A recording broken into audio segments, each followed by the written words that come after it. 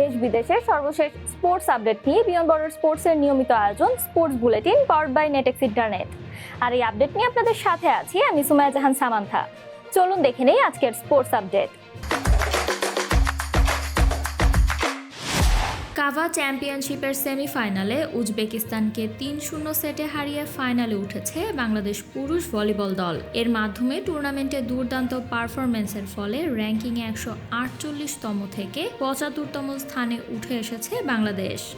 অস্ট্রেলিয়ার বিপক্ষে টেস্ট সিরিজের আগে চিকিৎসা ও শারীরিক মূল্যায়নের জন্য আগেই অস্ট্রেলিয়া গেছেন বাংলাদেশের দুই পেসার তাসকিন আহমেদ ও নাহিদ রানা। মেডিকেল বিভাগ সূত্রে জানা গেছে প্রায় ৪ থেকে ৫ দিন অস্ট্রেলিয়ায় পর্যবেক্ষণে থাকবেন তারা। বাংলাদেশ ক্রিকেটে নতুন অনূর্ধ্ব ২৩ বিভাগ চালু করেছে বিসিবি, যেখানে সুযোগ পাবেন ১৯ থেকে ২৩ বছর বয়সী ক্রিকেটাররা। এছাড়া নতুন স্কোয়াড নিয়ে মালয়েশিয়ার বিপক্ষে ২টি টি-20 ও ৩টি ওয়ানডে ম্যাচ আয়োজন করবে বলে জানায় বিসিবি। গ্লাসগো কমনওয়েলথ গেমসে সাঁতারে ৫০ মিটার বাটারফ্লাইয়ে নিজের ব্যক্তিগত সেরা সময় ভেঙে নতুন রেকর্ড গড়েছেন সামিউল ইসলাম রাফি। তবে বক্সিংয়ে শেষ ১৬ থেকেই বিদায় নিয়েছেন মোহাম্মদ রুহিন রেজা। ফ্রান্স জাতীয় দলের নতুন প্রধান কোচ হিসেবে ২০৩০ সাল পর্যন্ত নিয়োগ পেয়েছেন জিনেদিন জিদান। রিয়াল মাদ্রিদের সফল কোচিং অধ্যায়ের পর এবার জাতীয় দলের দায়িত্ব নিচ্ছেন তিনি।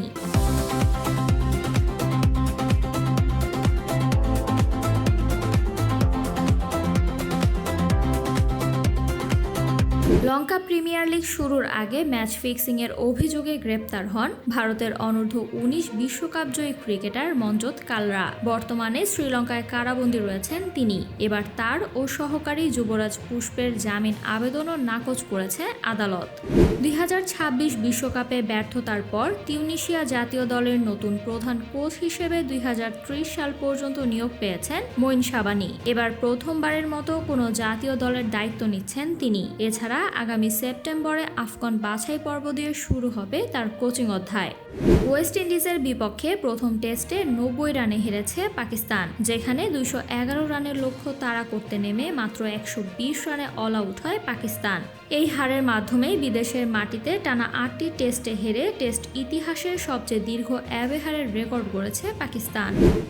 গোলরক্ষকদের কৌশলগতভাবে ইনজুরির ভান করে খেলা বিলম্বিত করা ঠেকাতে নতুন নিয়ম চালু করেছে ইংলিশ ফুটবল অ্যাসোসিয়েশন। নতুন নিয়ম অনুযায়ী চিকিৎসা নিতে হলে গোলরক্ষককে ১ মিনিটের জন্য মাঠের বাইরে থাকতে হবে। আগামী ১ আগস্ট থেকে লিগ কাপে পরীক্ষামূলকভাবে কার্যকর হবে নিয়মটি।